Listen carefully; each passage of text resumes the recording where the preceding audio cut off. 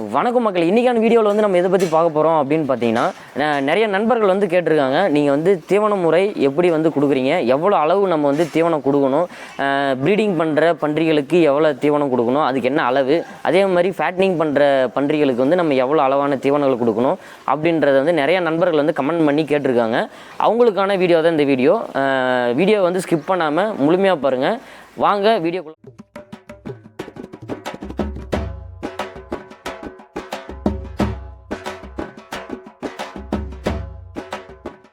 இப்போ பார்த்தீங்கன்னா தீவன முறை வந்து என்ன அப்படின்னு பார்த்தீங்கன்னா வந்து ப்ரீடிங் பண்ணுறது, ஃபேட்னிங் பண்ணுறதுன்னு ரெண்டு முறை வந்து பண்ணை முறையில் இருக்குது. இதில் வந்து ப்ரீடிங் பண்ணுறதுக்கு நம்ம என்ன முறையான தீவனங்கள் வந்து கொடுக்கலாம், ஃபேட்னிங் பண்ணுறதுக்கு என்ன முறையான தீவனங்கள் கொடுக்கலாம் அப்படின்னு பார்த்தீங்கன்னா, ஃபஸ்ட்டு ப்ரீடிங் எடுத்துக்கலாம். ப்ரீடிங் முறையில் வந்து நம்ம என்னென்ன தீவனங்கள் கொடுக்கணும் அப்படின்னு பார்த்தீங்கன்னா, நீங்கள் ஸ்டார்டிங் ஸ்டேஜில், அதாவது குட்டிகள் வந்து 2 மாத குட்டிகளாக இருந்து வாங்கிட்டு போய் வளர்க்குற பட்சத்தில் நீங்கள் வந்து பொட்டை பன்றிகள், அதாவது ஃபீமேல் பன்றிகளுக்கு வந்து என்ன பண்ணலான்னா, நீங்கள் வந்து தீவனம், அதாவது ஃபஸ்ட்டு 6 மாத காலங்கள் வரையும், அதாவது பருவத்துக்கு வர ஸ்டேஜுக்கு வரையும் நீங்கள் வந்து என்ன பண்ணலான்னா, தீவனம் வந்து சாப்பாடாக கொடுக்குறீங்க அப்படின்னா நீங்கள் என்ன பண்ணலான்னா, ஒரு நாளைக்கு 1 கிலோன்ற ரேஞ்சில் கொடுக்கலாம்.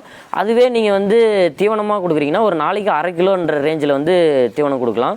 6 மாதத்துக்கு அப்புறம் பார்த்தீங்கன்னா நீங்கள் வந்து கண்ட்ரோலாக தான் ஃபீடு கொடுக்கணும்.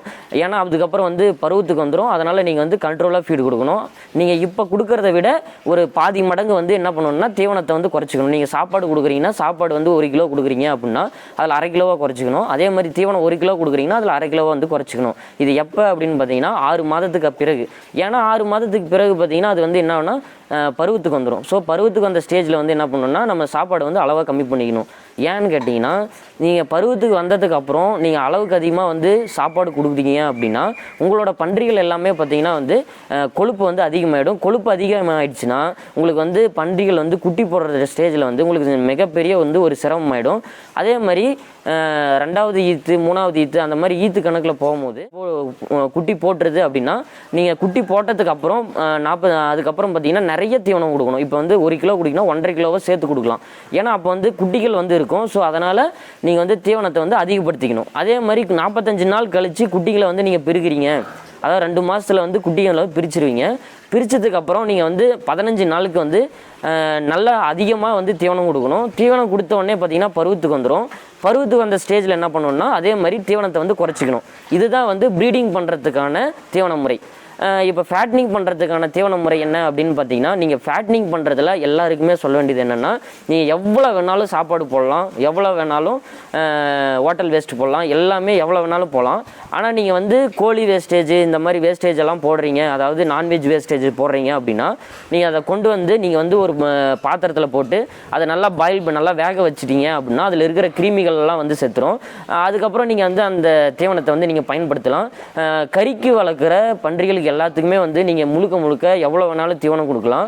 ஆனால் அதில் நீங்கள் வந்து கண்ட்ரோலாக வந்து தீவனம் கொடுக்கணும். எப்படின்னு பார்த்தீங்கன்னா, காலையில் ஒரு தடவை, சாயங்காலம் ஒரு தடவை, அந்த மாதிரி வந்து நீங்கள் ஃபீடு கொடுத்தீங்க அப்படின்னா உங்களுக்கு வந்து எந்த ஒரு பிரச்சனையும் இல்லாமல் இருக்கும். நீங்கள் வந்து கண்ட்ரோல் இல்லாமல் காலையிலையும் கொடுக்குறது, உங்களுக்கு நினச்ச நேரம் நீங்கள் கொடுத்தீங்க அப்படின்னா அதுக்கு வந்து ஒரு பழக்கம் வராது.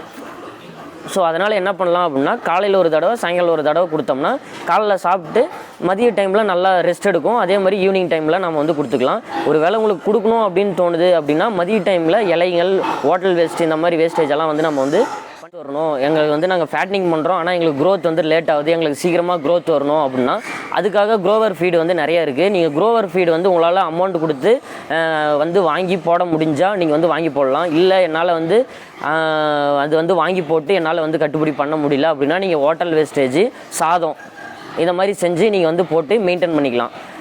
இது வந்து ஃபேட்னிங்க்கு வந்து இந்த மாதிரி தான் வந்து தீவன முறை. இதில் வந்து அளவாக கொடுக்கணும் அப்படின்றதெல்லாம் கிடையாது, டைமிங் தான். அதாவது ஃபேட்னிங் பொறுத்த அளவுக்கு நீங்கள் வந்து அளவாக கொடுக்கணும்னு அவசியம் கிடையாது. டைமிங்கில் வந்து ஃபுட்டு கொடுக்கணும். காலையில், மாலை வந்து இருவேளையிலும் வந்து நீங்கள் வந்து ஃபுட்டு கொடுக்கணும்.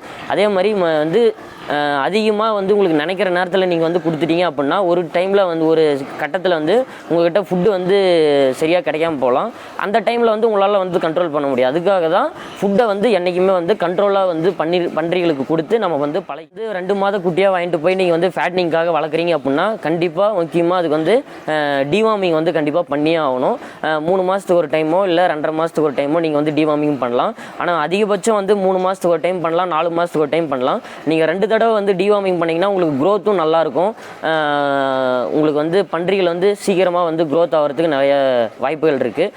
இன்னொரு ஃபார்முலா சொல்கிறேன், என்ன அப்படின்னு பார்த்தீங்கன்னா, இப்போ நீங்கள் வந்து ஃபேட்னிங் வந்து பண்ணுறீங்க அப்படின்னா உங்கள்கிட்ட நிறைய சாதம் இருக்குது அப்படின்னா அந்த சாதத்தை வந்து நல்லா அப்படியே வந்து ஒரு கெட்டித்தன்மையாக வந்து போடாமல் நல்லா தண்ணியாக வந்து, அதாவது நீங்கள் வந்து ஒரு பாகம் வந்து சோறு வந்து வைக்கிறீங்க அப்படின்னா அதில் 1.5 பாகம் வந்து நீங்கள் வந்து தண்ணி கலந்தீங்க அப்படின்னா குட்டிகள் வந்து பன்றிகள் வந்து அது சாப்பிடும் போது நல்லா வயிறு ரொம்ப அதை வந்து சாப்பிட்றதுனால அது நல்லா வந்து ஹெல்த்தியாக இருக்கும். அது வந்து ஒரு யூஸ்ஃபுல்லாக இருக்கும். மெத்தட் என்ன அப்படின்னு பார்த்தீங்கன்னா, நீங்கள் வந்து கண்டிப்பாக ஃபேட்னிங் பண்ணுறவங்க எல்லாருமே வந்து கெடா பன்றியை வந்து ஃபேட்னிங் பண்ணுறீங்க அப்படின்னா கண்டிப்பாக எல்லாத்துக்குமே வந்து பார்த்தீங்கன்னா விரை நீக்கம் வந்து செஞ்சே ஆகணும். நீங்கள் விரை நீக்கம் செஞ்சீங்கன்னா மட்டும்தான் உங்களால் கண்ட்ரோலாக இருக்கும். அப்படி இல்லைன்னா உங்களால் வந்து அதை கண்ட்ரோல் பண்ணவும் முடியாது. வெயிட்டும் வந்து கெயின் ஆகாது, வெயிட் ரொம்ப லாஸ் ஆகிட்டு தான் இருக்கும். நீங்கள் வந்து அதை வந்து ஃபஸ்ட் டைம் நீங்கள் வந்து அதை குட்டி பிரிக்கிறதுக்கு முன்னாடியே வந்து அதில் நீங்கள் வந்து என்ன பண்ணலான்னா, உங்களோட கால்நடை மருத்துவரை வச்சு நீங்கள் வந்து என்ன பண்ணலான்னா அதுக்கு வந்து விரை நீக்கம் செஞ்சிடலாம். விரை நீக்கம் செஞ்சால் மட்டுமே வந்து உங்களுக்கு வந்து க்ரோத் வந்து அதிகமாக க்ரோத் கிடைக்கும். இல்லைனா க்ரோத் ரொம்பவும் வந்து பார்த்திங்கன்னா ரொம்ப கம்மியாக தான் இருக்கும். இதுதான் வந்து தீவன முறை. இந்த தீவன முறையை தான் நாங்கள் வந்து கடைபிடிக்கிறோம். அதுவும் இல்லாத பார்த்தீங்கன்னா உங்களுக்கு மேலும் சொல்லணும் அப்படின்னு நினச்சிங்கன்னா, நீங்கள் வந்து ப்ரீடிங்கும் பண்ணுறீங்க ஃபேட்னிங்கும் பண்ணுறீங்க அப்படின்னா ப்ரீடிங் பண்ணுறதுக்கு முழுக்க நீங்கள் வந்து அதாவது ஃபீடுங்களை வந்து யூஸ் பண்ணலாம். அதாவது இந்த மாதிரி குரோவர் ஃபீடு, சிபி ஃபீடு, இந்த மாதிரி ஃபீடுங்களை வந்து யூஸ் பண்ணலாம். ஆனால் ஃபேட்னிங் பண்ணுறதுக்கு நீங்கள் வந்து உங்களுக்கு கிடைக்கக்கூடிய ஹோட்டல் வேஸ்டேஜ், நீங்கள் செய்யக்கூடிய சாதம் இதை வந்து நீ என்ன பண்ணலான்னா போட்டு நீங்கள் வந்து வளர்க்கலாம். இது ஏதாவது சந்தேகங்கள் இருந்தால் நீங்கள் வந்து கமெண்ட் பாக்ஸில் வந்து கமெண்ட் பண்ணலாம். அதுக்கான வீடியோ வந்து உடனுக்குடன் நம்ம போட்டுகிட்டே இருப்போம். நம்ம சேனலில் வந்து நிறைய நண்பர்கள் வந்து சப்ஸ்கிரைப் பண்ணாமல் பார்த்துட்டு இருக்கீங்க. சப்ஸ்கிரைப் பண்ணிவிட்டு பாருங்கள். அப்போ தான் நம்ம போடக்கூடிய வீடியோ உடனுக்குடன் உங்களுக்கு வந்து நோட்டிஃபிகேஷனாக வந்துட்டுருக்கும். நிறைய நண்பர்கள் வந்து காண்டாக்ட் பண்ணுறீங்க, அவங்களுக்கு சரியான முறையில் என்னால் வந்து கால் அட்டன் பண்ணி பேச முடியல. இனிமேல் வந்து வர காலகட்டத்தில் வந்து கண்டிப்பாக எல்லாருக்கும் வந்து எல்லாரோட கால்ஸையும் வந்து கண்டிப்பாக அட்டன் பண்ணுவேன், எல்லாருக்கும் வந்து ரெஸ்பான்ஸ் பண்ணுவேன். நன்றி மக்களே, அடுத்த வீடியோவில் சந்திப்போம். அதுவரை உங்களிடமிருந்து விடைபெறுவது நான் உங்கள் யுவராஜ்.